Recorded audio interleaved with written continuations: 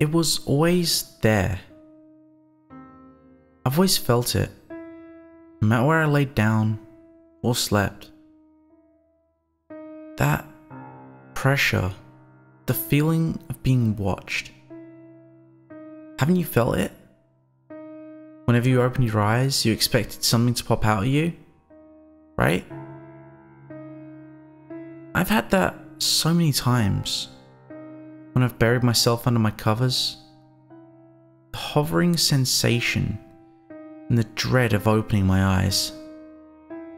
You keep telling yourself that there's nothing there to harm you, but you never listen. You know there is danger. Unknown, yes? Eventually, you force yourself up, looking around your dark room. There's nothing but your own dread and the feeling of overwhelming exhaustion. You want sleep, to escape the fear, but you aren't alone. Some days, I won't sleep. I'll open my closet door and turn on the lights, drinking tea and just trying to stay awake. The pressure won't accumulate unless you let it. I won't let it though. As long as there is light on my head when I sleep, the pressure isn't there. But if the light goes out, what if there isn't a light? Then I sleep, or at least I attempt to. Sleep is essential to my sanity and my physical health. You try staying up 3 days in a row. You'll feel the effects on your body, slowly deteriorating your mind. The pressure has gotten to you, hasn't it?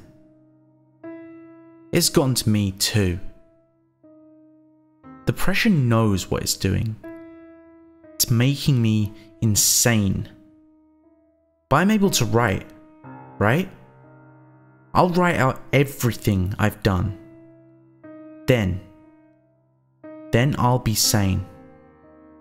Yes, I'll be sane again. One night, my parents were leaving for the country. My uncle was to watch over me and wake me up for school in the morning.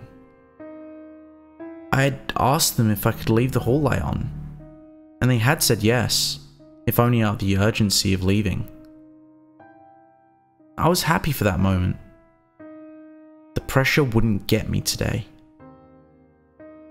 As I turned on the light and went to bed, it went off.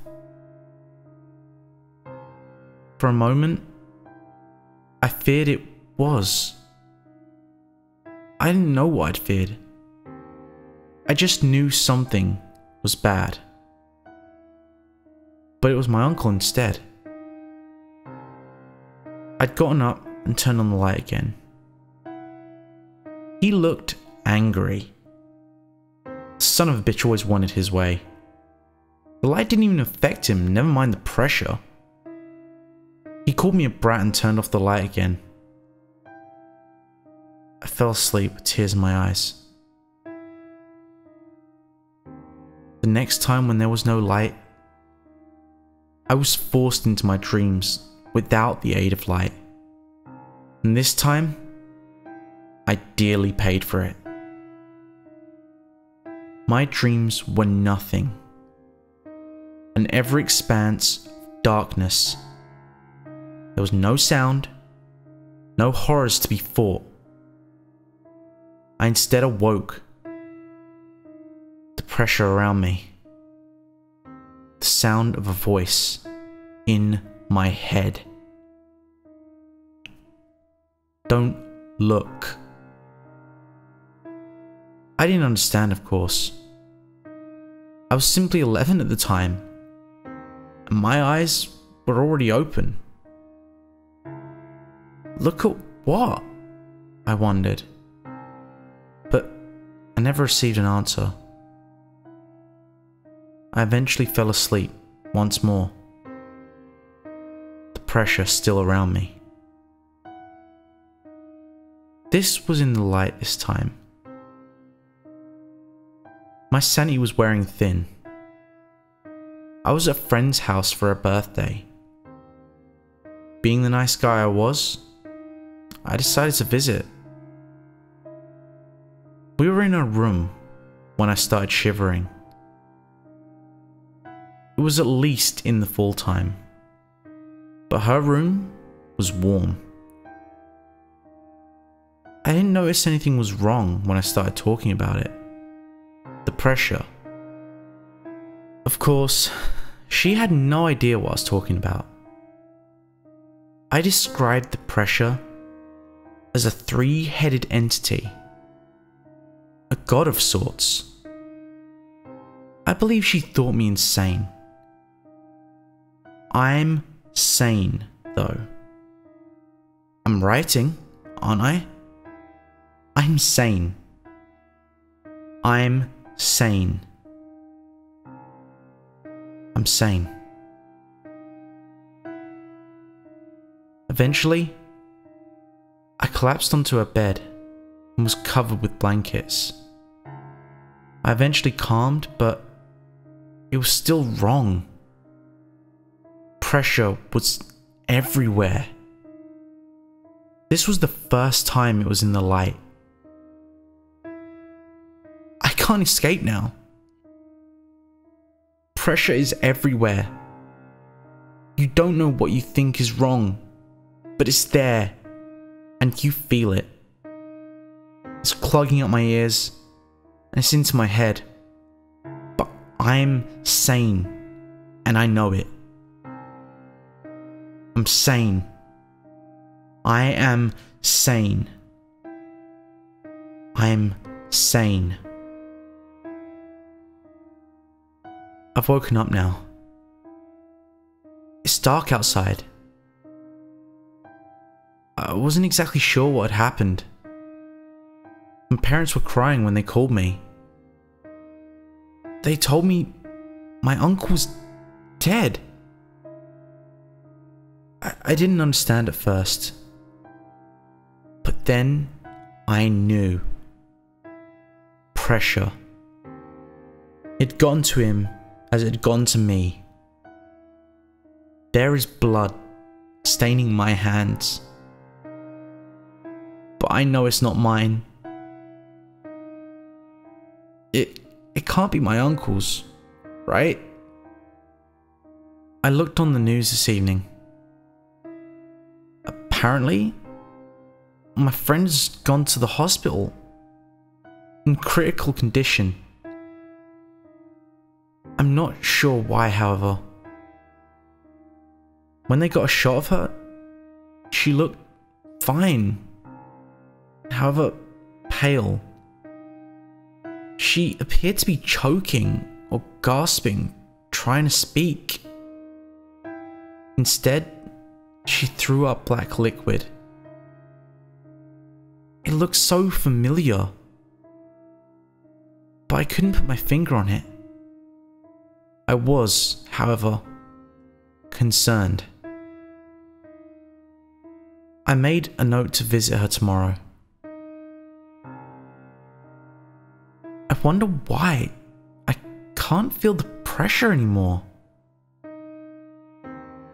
It's not pressure, actually. It's more like a velvet curtain has been laid on my mind at all times. There's no fear or dread when I sleep. Instead, I feel a strange, pleasurable sensation when I close my eyes. Actually, I never feel shock anymore. When my friend died after I visited her, it wasn't surprising. Neither was the fact that I couldn't remember anything else other than arriving at the hospital and walking to her room. I'm actually happy she died.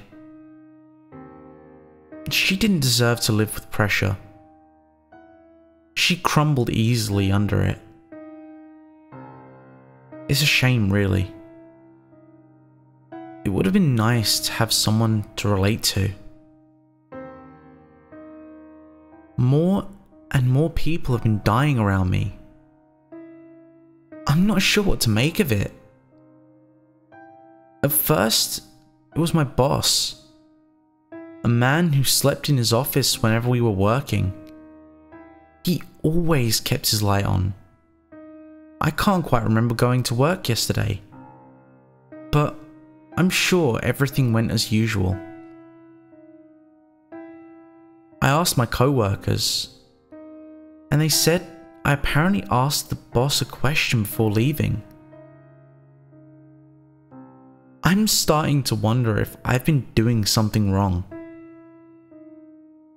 I've been called into questioning by the police. They suspect I know something about the murders, which is just putting it lightly that I'm a suspect. Of course, the velvet on my mind didn't let me show my fear or dread. In fact, I felt quite at ease. This was easy. My tongue was the darkest and smoothest of velvet when I spoke. They believed me. Of course they believed me. This will be my last entry. No, I'm not going to die. Instead, I will join the pressure. I haven't crumbled. No. I want to do this. I've gotten it all set up.